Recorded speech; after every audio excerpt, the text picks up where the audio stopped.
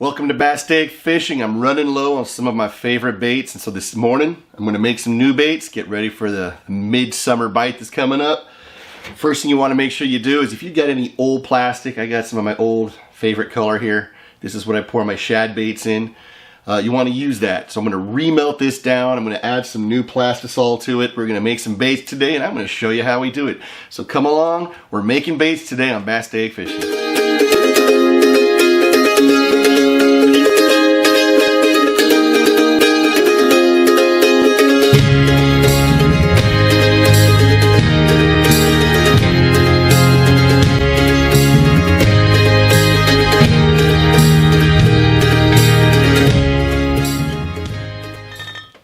Alright, I'm going to bring you in close here to take a look at what it is I'm doing. In fact, let's get you in a little closer. I'm making my B3s and B4s. Those are the baits I've been throwing a lot lately, especially on the drop shot. What you're going to need is plastisol. Here's my plastisol right here. You got to make sure it's really well stirred up because you got hardener down here on the bottom, and then you got the plastisol up here. You got to mix it together. So right now this is mixed. You can tell it looks kind of like a milk jug here. So we're going to be using plastisol. Got to be using your flake, of course, to get the color exactly how you want it. Here's the injector. The injector is what you're going to use to inject the plastisol up and then stick it into your bait molds over here. I've got 2 molds for my B4 and I got 2 molds for my B3. I'm going to inject those up. I'll show you how it works, so just follow along as we make this video. I pour my recipes by the half cup. So I got my Pyrex here. I'm going to put in a half a cup of plastisol for that. And the reason I'm doing that is I want to make sure that my colors and that my flake is exactly the same every time I pour it.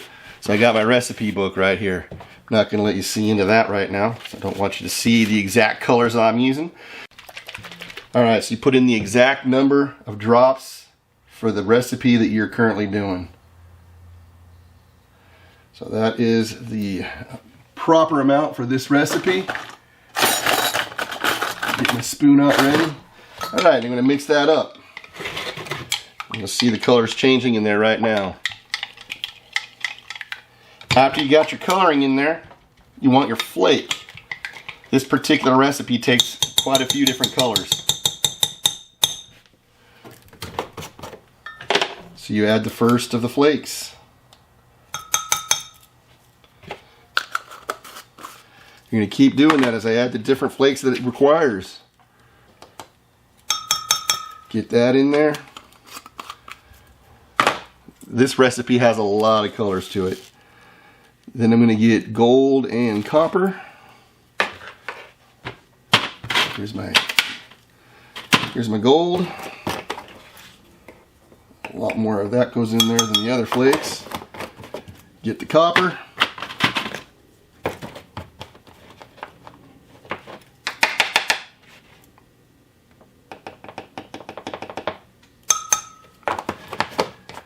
And then my last color is the secret ingredient. Now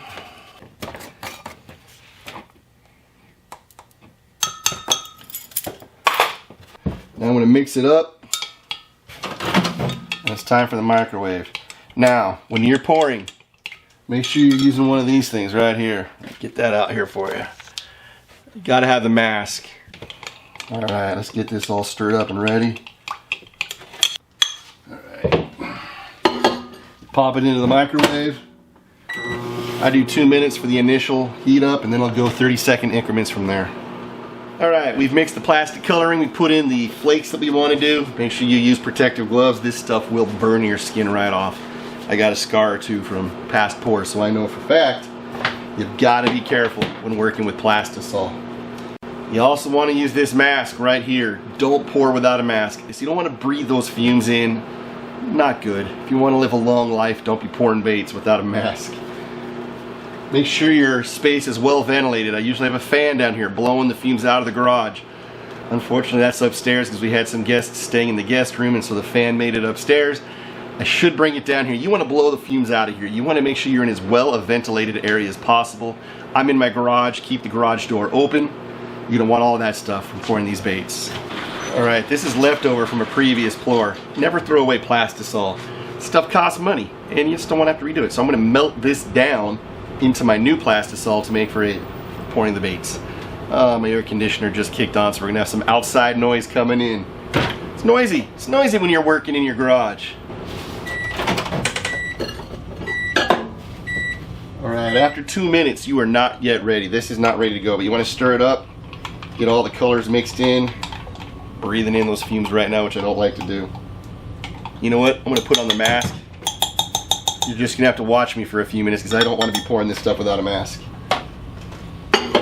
Back in for 30 seconds. Of course, the neighbors think you're all making drugs or something in your garage. What do they know?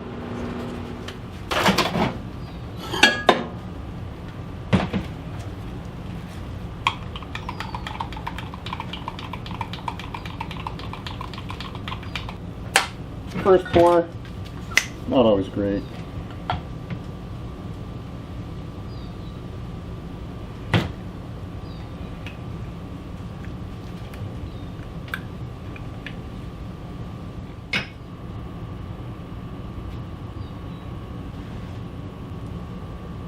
Pull them off, throw them in the water. That's my B4 right there. That's a finished bait for you. Gonna make a bunch of these today.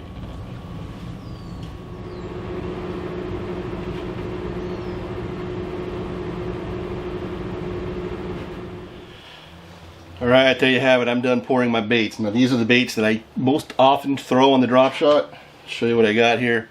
This top level here, I call them B4s. They're 4 inches long. They're just shad baits. They dangle on the end of your drop shot bait because it's ribbed. You see all that motion you're getting on there? It does a lot of movement in the water. Down here, I got the B3s. Same bait, 3 inches. Now I'll throw this again when the fishing gets tougher. When the bite slows down, I shrink down my bait. If the bite's going great, why would you throw smaller baits? You know, when they're eating a lot, throw bigger baits. You're going to catch some bigger fish. But when that bite slows down, you got to shrink down. You got to go smaller baits to get them to bite. So we're going to take these up to the lake. I'm thinking I'm going to probably do a solo mission this week up at Castaic Lake later in the week. Take these baits out there and I'm going to show you how they catch fish. Good morning. The plans have changed. I was planning to get out there by myself and get my new baits out there in the water. But instead, Tim, my friend, has invited me to fish in the back of his boat today. So I'm taking my baits in the back of Tim's boat. Still going to catch some bass with them, so I'll show you the fish I catch with my new baits. But before we do that, let's take a look at what it looks like when you get to Castaic Lake at 5:50 in the morning. That is the line waiting to get into the lake, and it takes a long time for these guys to clear all these boats up and through. So that's what we're looking at right now. We're sitting here in line just waiting for the lake to open up. Gonna catch some fish with the new baits. Come along, we'll take you with us. All right, so here it is, the B4. Take this out today, throw it on the drop shot. Let's see what we can do.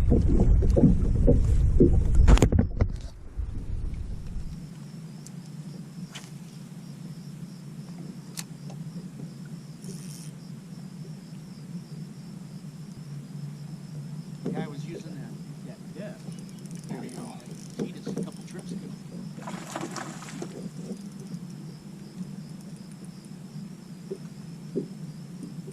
Yeah, he was out catching the drop shot when he was throwing his. Then the last trip out, it just seemed to die.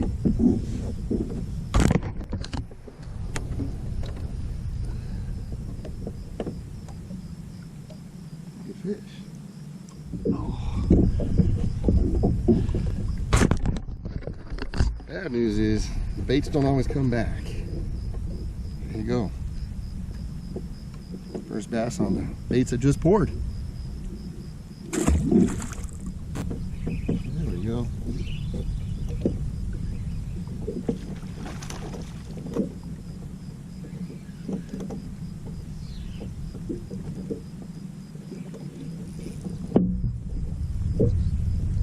That's a good fish.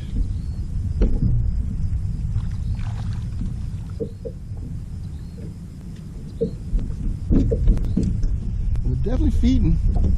A few jumpers, lots of shad moving.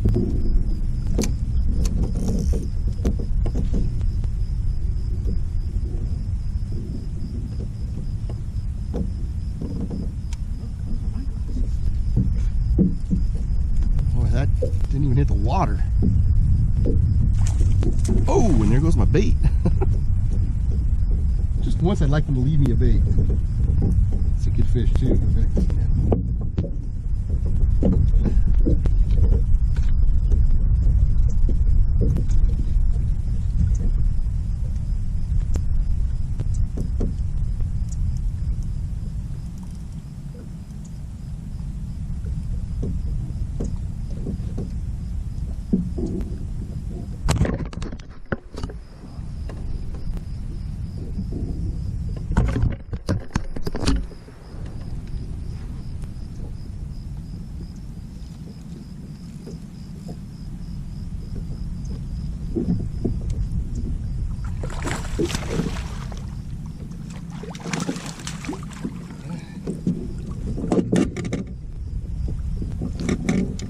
Good fish here on the B4.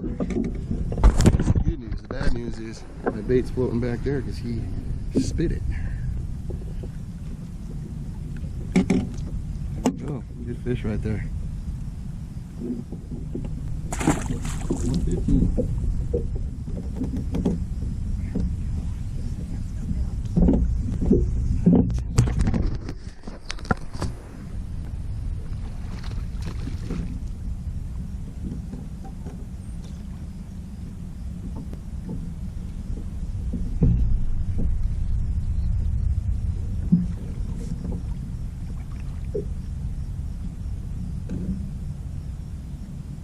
Go.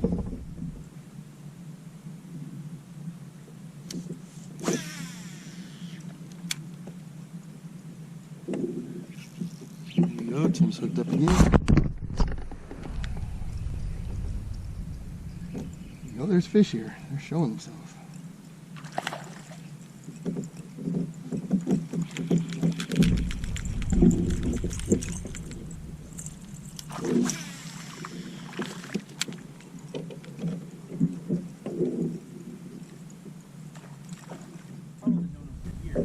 Well, we hit it off great because he actually used to fish tournament. No, There's a bunch of them.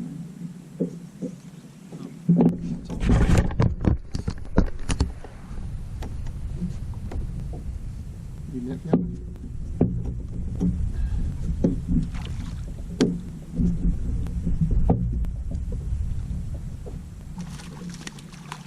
Smallie? Yeah.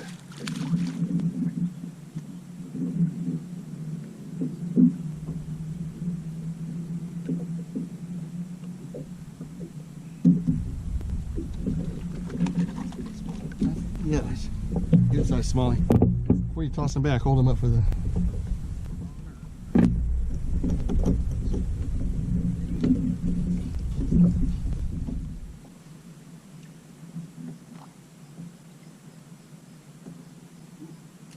This fish chased my bait to the bottom. I need it. Right off the bat. What are you giving him? My shadow worm. I watched him go right after it. Sure enough, come on. That'll mess you up, won't it? Oh yeah. I'm like, hey, he's right on my bait. I should probably lift my rod tip. Yep, he's there.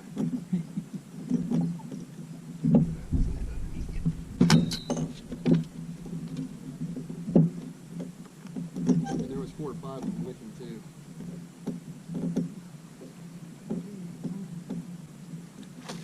Oh, I'm smarter than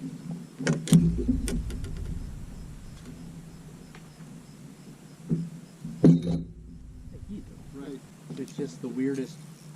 Ripping out of your hand probably comes when they have that wool pack. Like, I got to get it before he gets it. Well, I knew I'd catch one on that point because they've been jumping there all day.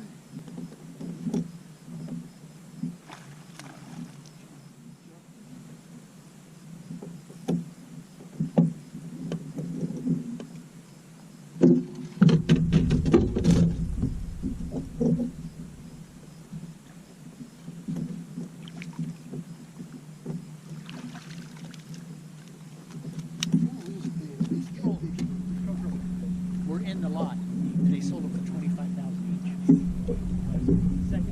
Second. Well, now he goes all over the world, and he said, Roger said, now he doesn't even travel as much because they call him. He's Yeah. so. Oh, there was a nice hit.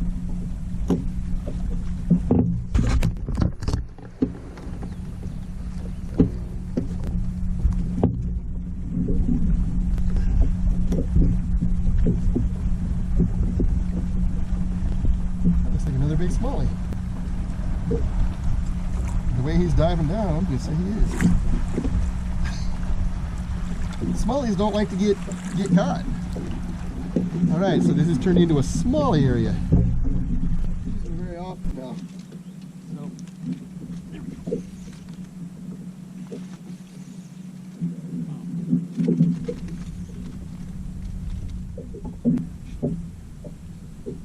Another smallie.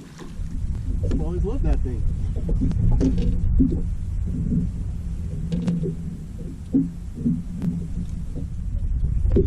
And that spot that I like where that flat is around the corner down there.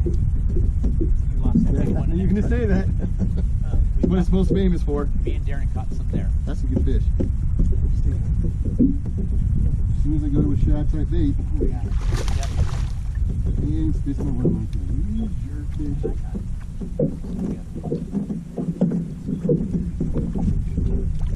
Let me say. Oh, he came loose. Yeah, there's definitely a change in there. I've got one on this Ica, and I'm going to get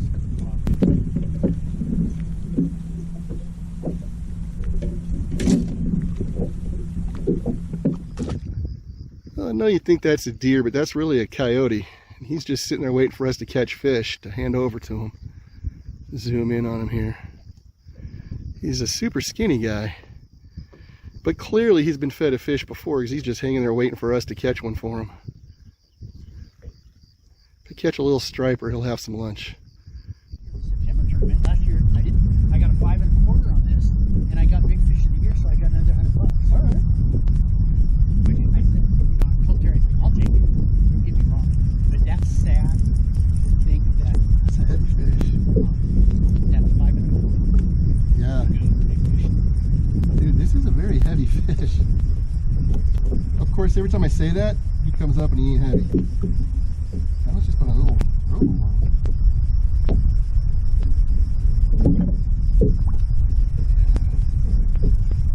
Bigger than 2. Way too much. I mean, look at that rod bend. I haven't had a rod bend like that in a long time. I'm excited about this fish. It's like that other leopard did it. He was like, I know he's down there. Just like to see him. Oh, here. I want to move the boat. I saw a little glimpse of it. I did too. He's got some size. Of course, he's not on my bait. Oh, yeah. Good fish. Oh, Oh, yeah. nice fish. Hey. Good job, buddy. There we go.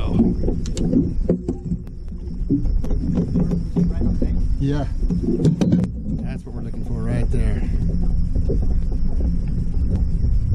Oof, that hook just popped right out of his mouth. That wasn't on your hook. No, that was on a robo. That was a robo fish worm. That darn had grub too. There we go. I was doing a ton of high root. I brought back out.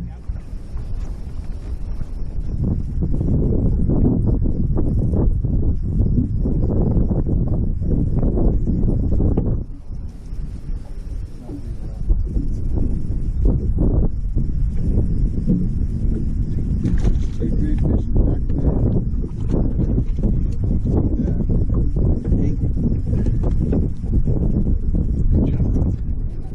Alright, it's 2 big fish, really short order here.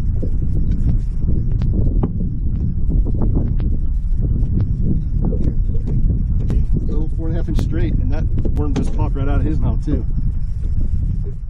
Now this starts a stretch of ridiculous smallmouth bass fishing. Tim caught 12 to 15 smallmouth bass in the next hour, the last hour of the day. I caught 3 or 4 myself. He also landed 2 largemouth bass during this time. Every one of these fish came on the fat Ica. I'll show you just 2 of them here to end the video just because they all look pretty much the same. Tim also caught a really nice striped bass earlier in the day that I didn't get on film. It's right here. And I'll leave you with these last 2 smallmouth bass. Just keep in mind, it was ridiculous. Probably between the 2 of us, 15 to 20 smallmouth bass in the last hour of the day. Really good day for smallies. We were in the same spot. We had pulled into a spot where there just seemed to be a giant school of smallmouth bass.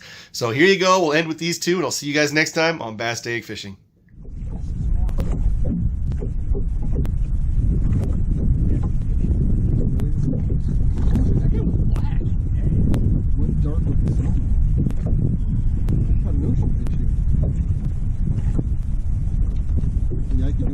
thing sliding up.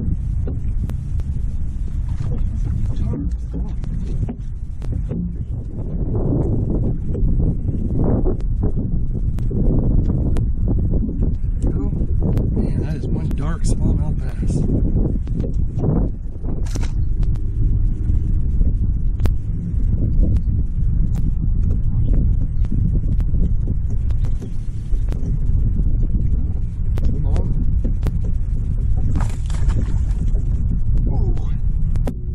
Smally-ish. He looked big smally-ish. There's a lot of smallies out here. That's a good size right there too.